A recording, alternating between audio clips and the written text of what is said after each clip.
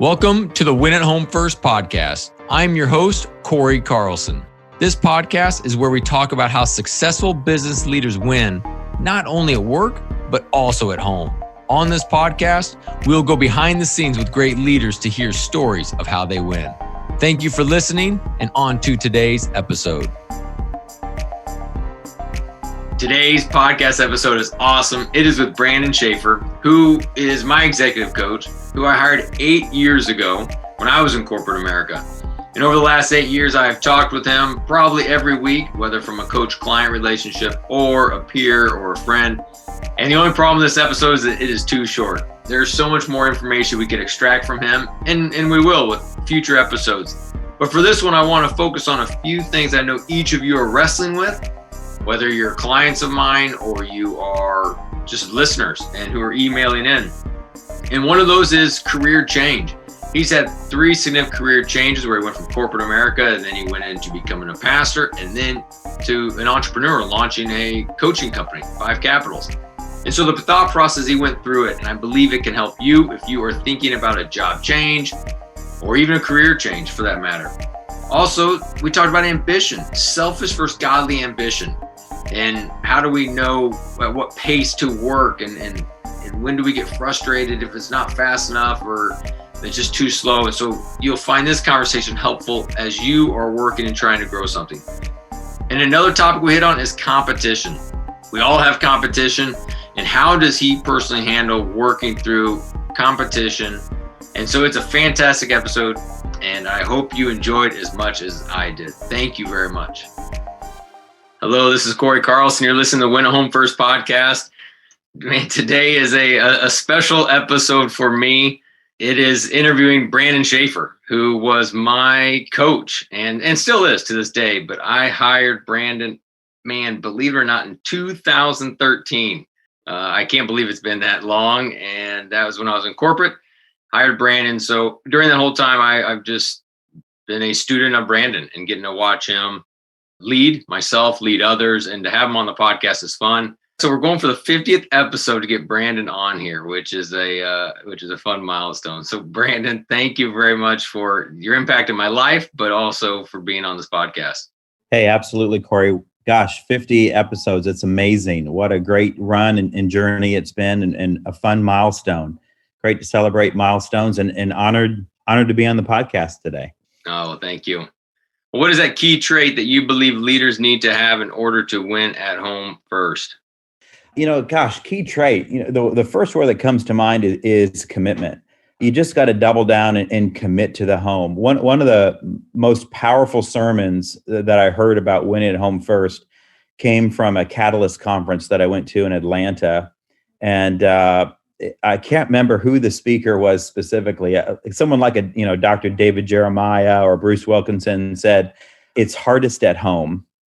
And gave tons of stories. But he said, it's hardest at home, but you have to win at home. You have to commit to home, I think was the specific language he used. And that's never left me, probably because it's just so true. And he told so many stories about bringing thousands to Christ and doing this amazing ministry. And then he'd come home and the dinner was burnt. The 3-year-old threw the spaghetti on the floor and the fire alarm went off at 2 a.m. And man, I can just relate to that. And so to me, I've always just said it's hardest at home, but the prize is worth the price. And you got to commit to it if you want to win at it. And so that would be my initial thoughts on that trait question. Oh, it's good. And I didn't say this at the intro, but you're married, and I've met TJ and met your 3 beautiful girls. How do you stay commitment at home? I know some of the ins and outs of what you do, but to share with our listeners, how are you living out that commitment? What does that look like in your life? Yeah. So, like you pre-COVID, I traveled from time to time. And so we've had to double down on it's quality, not quantity. It has to be, because I'm just not around all the time. And so the word that's helped us is predictable patterns. We work really hard to have predictable patterns in the mornings and in the evenings, whether that's breakfast time and prayer on the way to school with the kids in the car, and debriefing their day. with each of them in the evening. Even when I'm traveling, trying to get that FaceTime and that catch up time is important. And then, the classic daddy daughter date works. They get to pick the breakfast place or the activity, or we have an opportunity to go out and have some fun. So we really try to engage in predictable patterns and quality time in light of those predictable patterns where they feel loved, heard, and appreciated. And I've got to leave the phone in the car because I'm susceptible to, picking up that phone and looking at it at Waffle House when there's lulls in the conversation, and it's not all amazing, and so it's that consistency and predictability that's important. Mm-hmm. And so, yeah, sometimes it's just hard to have conversations with little kids. That's all there is to it. And so you're right. If we have the phone nearby, we're gonna grab it, gonna take a look at it, and they notice that. They absolutely notice us looking at our phones more than they really notice the lull in the conversation. They just want our presence. What about for you and TJ with 3 with kids? How does, date night and frequency, what does that look like for you guys? I know a lot of listeners have those young families, and some listeners both are working. And so those date nights are tough, or whether if only one's working, the other stay at home, it is just tough to connect with your spouse. But I know you and TJ are pretty good about, doing those things. What does that look like for you guys? Yeah. So of course we enjoy date night. We love a night out, but it is hard for us. The word for us with date nights is compromise. Opposites attract. When the rubber meets the road, we do like very different things. I'm more of a dinner and a movie type guy. She's more outdoorsy. So let's go to a park. Let's go to the beach. Let's go to a nature preserve we have, and that doesn't really fire me up, and vice versa. And so we kind of inside versus outside is our differences. And so we've had to work hard on loving each other and respecting each other and honoring each other in our differences. And so date nights tend to be a compromise. And now we try to do a little bit of both. Maybe we go get sandwiches and eat them at the park or something like that. But that is a reality for a lot of couples, is you got to give and take, even in the fun, even in the date nights. With COVID, we had to rethink both finances as well as activities, like everybody has. One of the things TJ and I have always had is a show. We've always tried to have a show that we watched. Even when we were first dating, we found out we both loved Lost, and Lost was on. And so, we get together every week to watch Lost. And we've consistently always tried to find a show, which is also a compromise with different tastes and what we like. But that's been really good, because sometimes you just don't want to spend the money, or you can't go out all the time, or babysitters aren't available. And so popcorn in a show has been a nice second kind of plan B option. What's the show right now? I don't know if I want to admit it. But we really like Schitt's Creek. So yeah, a lot of people do. Yes. Yeah. So TJ loves her comedies. We've watched Desperate Housewives to Seinfeld to Friends. And so a friend told her about Schitt's Creek. The best thing about comedies is they're usually 20 to 30 minutes, and kids to bed by 9. We're ready for bed by 10. Exhausting days with 3 kids under 10. So the shorter the show, the better the option oftentimes. Shifting a little bit to your career, you have a fascinating career from the standpoint of spent time in Glasgow, Scotland with Motorola, then came to Indianapolis for Eli Lilly, then switched gears from corporate, going into become an executive pastor with Southland Christian Church, and then in 2012, starting 5 Capitals, being CEO. So just a lot of different experiences. And I also just received a text this morning from an individual who's thinking about switching jobs. So how does that look like in your life, Brandon? Because they've been obviously some significant pivots. How does that look like in your life? How have you discerned when to step into something new? Great question. All my pivotants have been accidental and unintended. It's been inadvertent burning bush moments for me. So, some people look at my, hindsight's 2020, and people have kind of said, wow, that was smart and that made sense. And all that kind of rolled up to what you're doing now. And all that's just, I chalk it up to the hand of God. I worked for Motorola in Scotland because I had a great Spanish teacher, and I went to Spain for 2 weeks, and I wanted to live abroad. That was my only agenda. Is I just wanted no thoughts to career or money or 401k. I just wanted to live abroad, single at the time, and so I found a job that I wasn't even interested or really passionate about, but it was overseas, and Lily paid for my MBA when I was back in the States.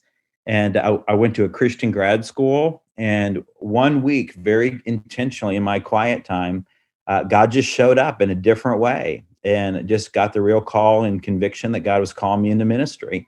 And wasn't planning it or expecting it. Just kind of a week in March.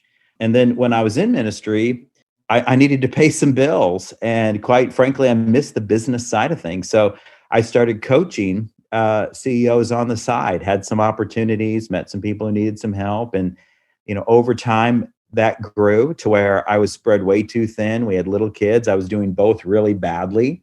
And my wife just looked at me and said, you got to make a decision. You can't keep doing both. And I just felt like, this is where the trajectory and the passion and the open doors were leading me. And so, started Five Capitals kind of by accident. So, as Corey, I try to be very intentional, try to be a planner and strategic. But funny enough, the big pivots of my life have really just been about, following God's leading, really, and trusting that there's going to be a safety net when I get it wrong, or that He'll correct me along the way. And it's the messiness of obedience that I think oftentimes bears the most fruit. But that means that we got to be both humble and courageous. We got to create the space every day to honestly want to hear from Him, to trust that, yes, His ways aren't our ways, but He knows better. And then to have the courage or the folly to just have a go with what we sense He's saying, and take a step all along the way. That's been the kind of the reality of those big pivots for me. Oh, it's great to hear some of the background, but diving into, especially like that Eli Lilly one, where you were at Eli Lilly, then you decided to go into ministry. Because I've had guests on this show where it's been, Chuck Mingo going from Procter & Gamble to being a pastor. So he followed that corporate to ministry. But then there's been other guests, one coming to mind, Jeremy Self, where he went from being a pastor, but going into corporate. So how did you discern that whole process for you to go into ministry? Like, did you seek wise counsel? Did you sit on it for 6 months? Like, how did that work for those listeners that are processing a big decision, whether it's to switch careers altogether or just to switch companies? Yeah, great question. Well, a couple of things I'd say just as a caveat is all of it's ministry in the eyes of God. Inadvertently, we can look at the senior pastor of a mid-sized to large church and kind of feel like, wow, they're probably closer to God. They're an active ministry. God must be pleased with them. And that's not my theology. It's about intimacy and obedience, and God honors us and wants us to flourish and be a light regardless of where we're at. And the Bible's super clear. Favoritism is forbidden, and I don't think God has favorites. And Peter leaves fishing and goes into ministry. Isn't that interesting? But Paul is a tent maker his whole life. He's an active business leader for Jesus his whole life, and he takes tent making wherever he goes. And so business can be a vehicle for ministry. Ministry can be your vehicle. And it really is a personal decision, with good counsel, of course, along the way, for everyone to discern what their 9 to 5 should look like and in what context. Looking back on that pivot from Lilly to active kind of local church engagement, a couple things I would throw out there. Number one is, in hindsight, just wanting to be full-time in the things I was passionate about. And with Lilly, the last year, my passion was kind of ministry passion was only done in the margins. And so the grace for my other responsibilities just continued to go down.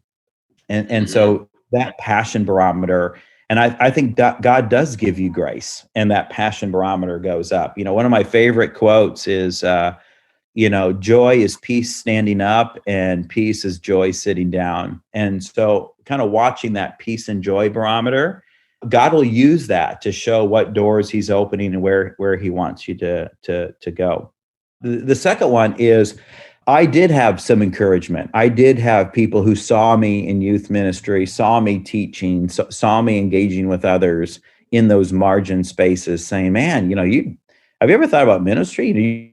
You're good at that. You seem really, passionate and fired up about that. Way more than, people would ask me about how you're doing, and that's what I'd talk about. I wouldn't talk about my corporate job, and so, they would notice and they would pick up and they would comment for sure." And then the last piece I'd say is, just be in your Bible every day. That was a season where I was especially in my Bible every day. And just the conviction of Jesus's final word of the matter, therefore go and make disciples.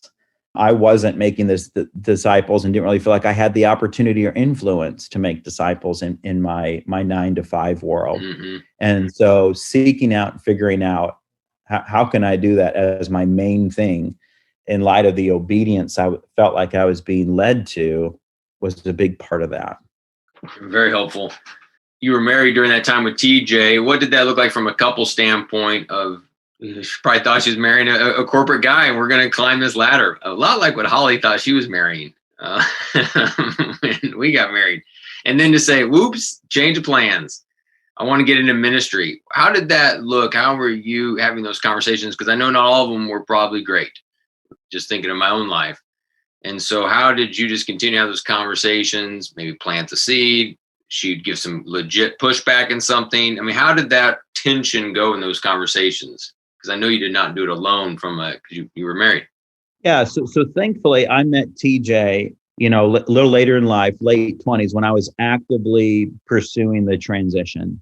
And the challenge we had is she didn't fully appreciate the financial implications of moving from one to the other. So she did witness me kind of downgrade cars, downgrade house, downgrade lifestyle, which she reaped some of the consequences of that. And so our harder conversations early days were around lifestyle and finances. But we have had challenges because we've moved 2-3 times now, and I have kind of pivoted and shifted even since then. We've had to learn the hard way about how hearing from God works in marriage. And the two biggest mistakes we have made is we have moved when we didn't have clarity or unity, and then subsequently we have moved when we had just one or the other. So we had clarity, but we weren't united maybe on the timing or the location or how it would kind of look or map out. And so we've had to learn the hard way to say, with most decisions, big and semi-small, God works in our marriage by having super clear clarity to a detail level that she's comfortable with, because I'm more big picture, she's more detailed. And then we have to have unity on implementation and time frame as well, because I'm more the pioneer, like, let's go yesterday. And she's more the, well, let's kind of wait, let's think it through one step at a time. And, I'm already in the next town. And so I'm always pushing her to speed up. She's always challenging me to slow down. I'm always comfortable with kind of the big picture. She needs the detail, and all that has created strife, argument, challenge, difficulty, moving too fast, moving too slow. And so our barometer has to be, do we have the level of clarity we both ultimately have a piece about, and do we have a level of unity we both feel peace about? And then we've had to learn the hard way to respect each other when the other person doesn't. And that's where we're now at a place of regularly working it out. We're way better than we once were, but new situations come up all the time that test the clarity and unity as some of us, both of us have different convictions and ideas as those new situations arise. But the framework has helped. You mentioned times where maybe you didn't both have clarity and moved too fast. clarity always seems to be a little bit ambiguous, a little bit foggy. What does clarity mean it's time to go? Because I think some people would hear that and say, well, I'm never moving forward because I'll never have clarity. I don't know all next 10 steps. So when do you find clarity is, all right, it's a green light. Now we can go. Yeah. So 3 things that take it a little deeper.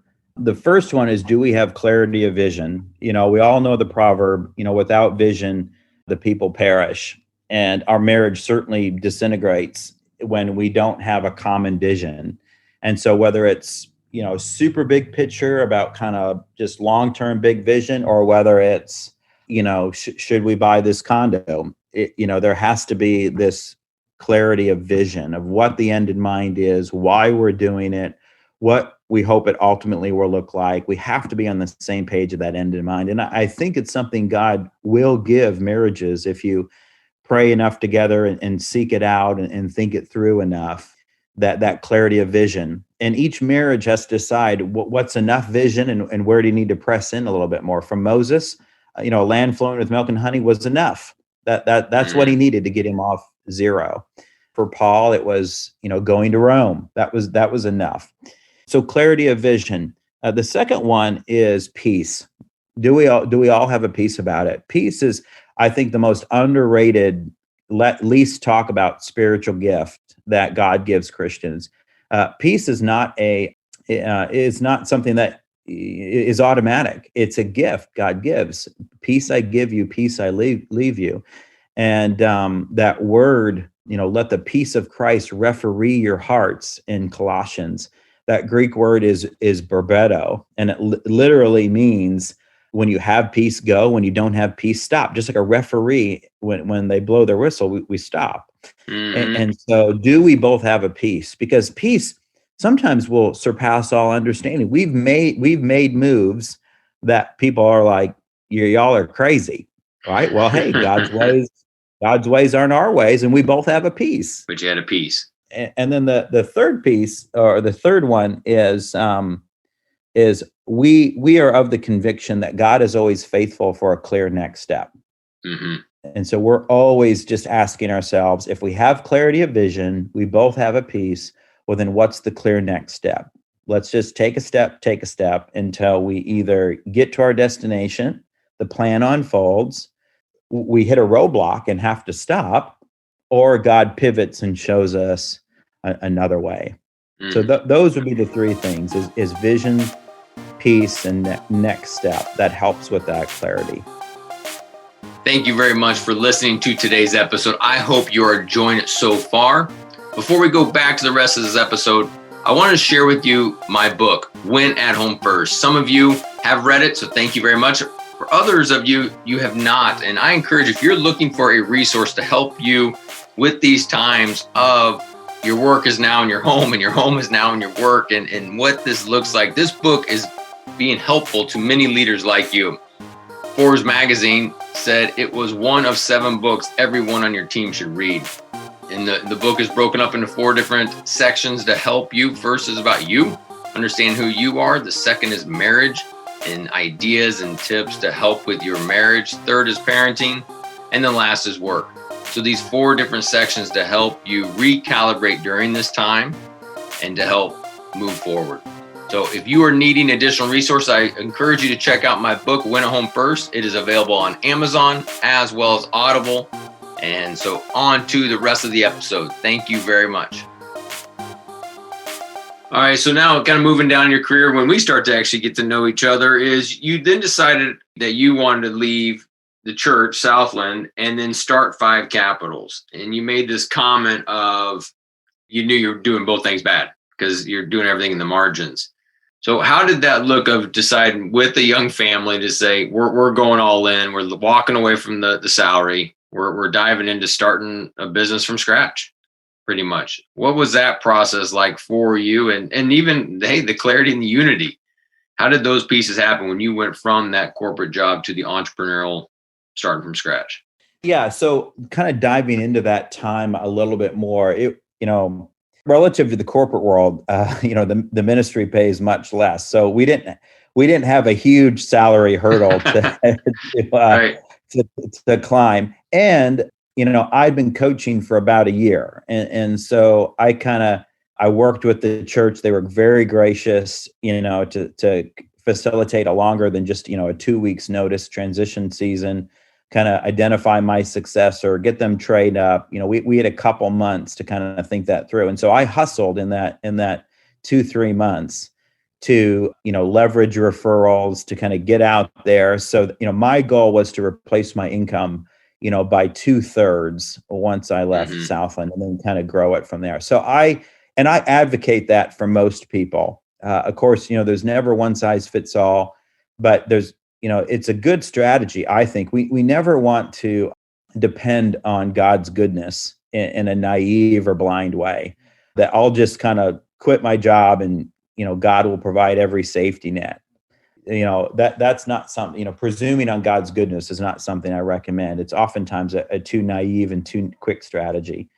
And so when I left Southland, I had that 2/3 income coming in, and I felt good about my pipeline and my trajectory and events I had scheduled. And so that kind of 18-month runway before I left Southland and then kind of went from there is kind of the behind the scenes.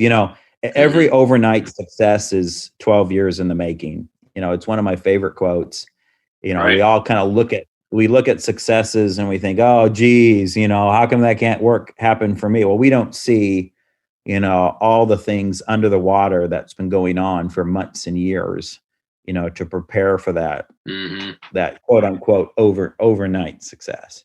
Yeah. When I was doing a little kind of research just as this call, even though I spent tons of time with you, but just I want to think about things I wanted to ask. I was looking, and you started Five Capitals at 2012. I hired you in 2013. So here I thought you'd been coaching forever. We start the journey early. But what I found interesting about that is, talk about a piece. Like, I didn't check references. There was no landing page or a 5-day challenge that you were doing. That instead, it was just, I just had this clarity of, this is who I want as a coach for that moment. So it was just pretty interesting that as I look back, going all the way back to 2013. So it's been a fun journey. So thank you. Yeah, absolutely. And just to quickly comment on that, thankfully, corporate background, had been coaching kind of on the side informally for a long time, but didn't formally kind of launch and incorporate till, under 10 years ago. But I do think if you're not careful, people focus on everything but making donuts.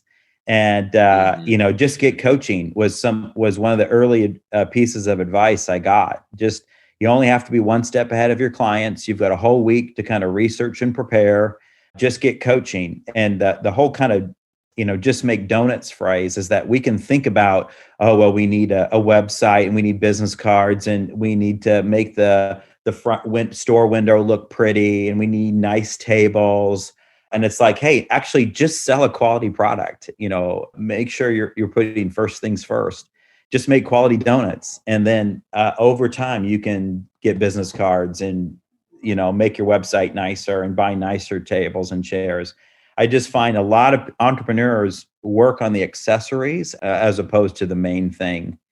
And then they wonder why they're not further along or it's taking so long. It's because they've just spent so much secondary energy missing out on the primary focus. Which goes back to what you said earlier. It's focusing on your passions.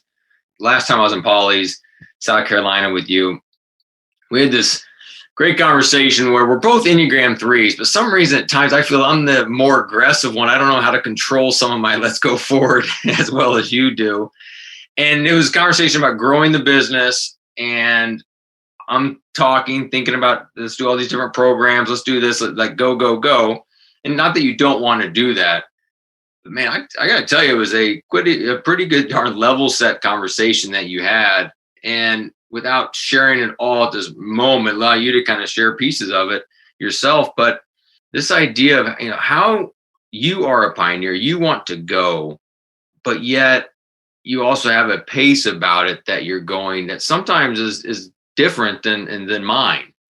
And I love just to kind of, hear you talk about that a little bit more and kind of revisit that conversation.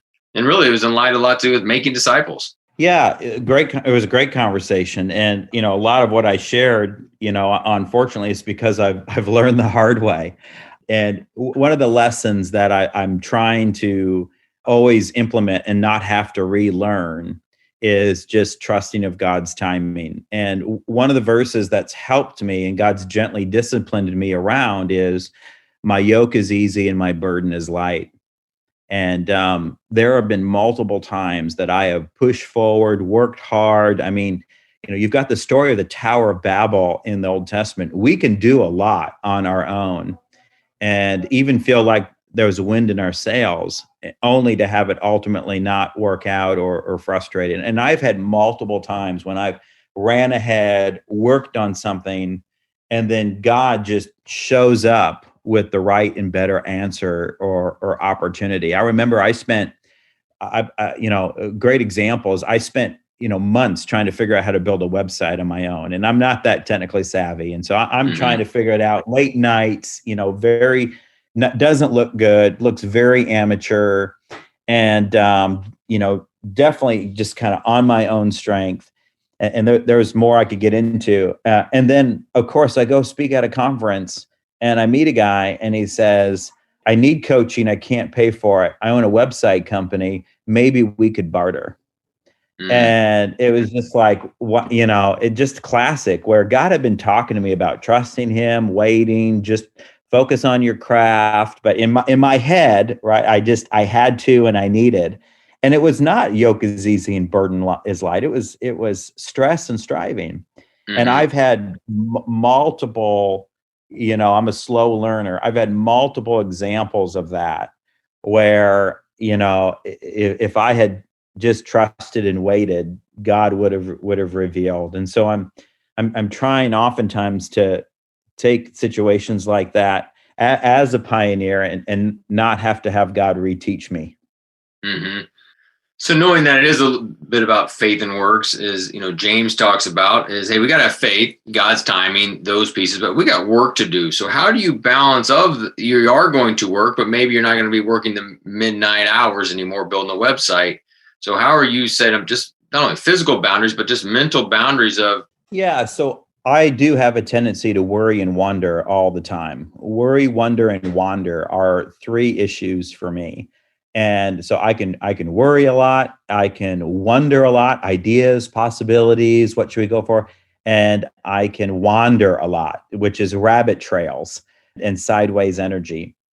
The thing that helps me relax the most is forced focus on things outside of my calling or my ministry. My 3-year-old helps me to do forced focus. She wants all my time and attention playing dolls. A really good movie or show that can kind of pull me in, gets me out of my head and my worrying, wondering, and wandering.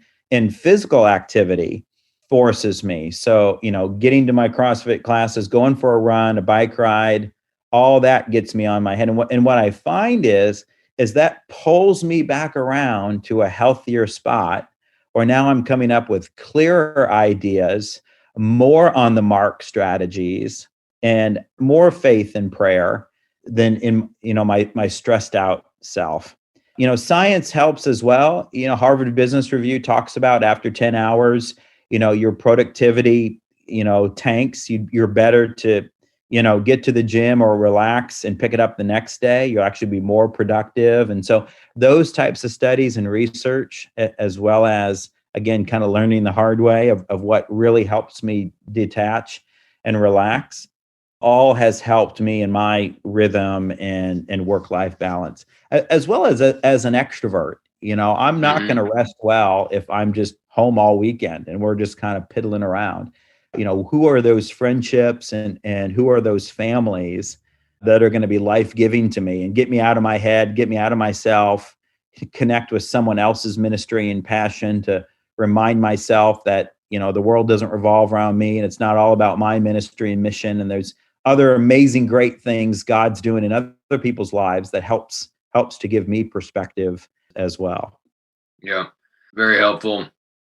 One thing that I've always learned from you and continue to learn from you is I've said before, I think some of your content's the best out there, but there are other authors out there. There's other podcasts. I mean, we know the different gurus out there. How do you kind of control the comparison, syndrome, or they're further ahead than I am, or their business is bigger than what I'm building? These are conversations that you and I have, but how do you kind of wrestle through some of that to be content with God's timeline for your life and not focused on the other folks? Yeah, it's hard, especially with internet and social media. Everyone paints a really awesome picture. And even though in your head that's not their reality, it sometimes doesn't make it any easier. What I've tried to do, especially in the last couple years, is really double down on what is God calling me to? What is my calling that I'm responsible for? And what is the unique dent in the universe that me and in my organization will hopefully make in the coming days, months, and years? And I find that the deeper the conviction and deeper the ownership, the less tempting it is to look at other people. And for me, it's to disciple and make disciples. It's that conviction of Jesus's final word in the matter. And so how can we raise up an army of coaches, that take biblical tools and frameworks that are biblical, practical, and results driven, that bring about change and transformation. And, I know, Corey, you work with a lot of clients that don't happen to have a strong faith or maybe a different faith. We work with anybody and everybody. And, our evangelism is through our impact and through our trust and our relationship. And other coaches are more overtly biblically based, and that's fine. So there's a spectrum there that we're okay with. But that ownership and that unique calling and what we bring to the world helps me to stay focused. The second thing that helps me is the futileness of competition. You'll never compete. There's always somebody that's going to be ahead of you that can make you feel bad about yourself, someone that's behind you that can make you feel good about yourself. And doing that just gives your power away. You're giving your power away to your relative perception towards other people. And the reality is that abundance mentality. There's more than enough. And if we own our calling and context, then God will pave the way for that ownership to make an impact in the world. And so staying in my lane, owning who I am and the good I bring. And, if people can reinvent new ways to do taxi cabs like Uber, if new candy bars can come in and new coffee types can come in and make a dent in the market, well, then even if we feel like we're late to the game, it doesn't mean we're out of the game. Yeah, the harvest is plentiful, which is a lot of times you even remind me as I'm out there hustling and going. What are you hearing from God right now? 3 things. The first one, Corey, you and I have talked about it, comes from Acts 3, where it says Peter saw his opportunity. And coming out of COVID, I just really sensed the Lord saying to us, there's opportunities that you should go for. And so we've really tried to pray and think through, what are the opportunities that, now is the time. Let's capture those opportunities. The second thing is in the Old Testament in 2 Chronicles chapter 25, there's not many good kings in the Old Testament, only 7. But one of those kings, Amaziah, if I have the pronunciation right, it says that Amaziah did what was pleasing to the Lord. So he was one of those 7 out of like 30 plus kings that was good. But then there's a catch. It says, but he didn't pursue the Lord wholeheartedly. So God was pleased, but he didn't pursue him wholeheartedly. And so God's been really challenging me to those things that I'm going after, whether I'm discouraged or optimistic or whatever the day may hold, to just kind of put my full shoulder into it, to really go after those things wholeheartedly.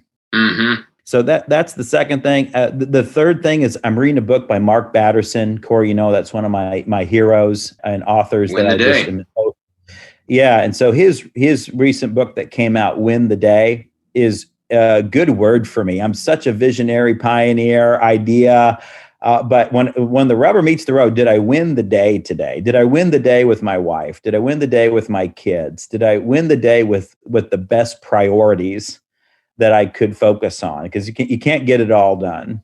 And so that's been a word more of conviction rather than inspiration. Yeah. But those are the three things that have hung on since the beginning of the year. See the opportunity, wholehearted, and win the day. I would say. Mm-hmm.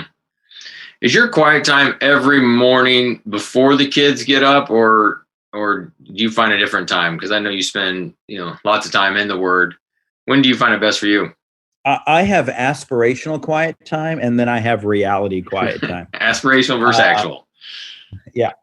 My aspirational quiet time is 5:30 to 6:30. And that's not, a whole hour in the Word. That's just, that's my time. We wake up the kids at 6:30, but if I can get up at 5:30, grab a cup of coffee, have 20, 30 minutes to myself, get ready, and then kind of get the family going. That's aspirational. And I'm inconsistent in that right now.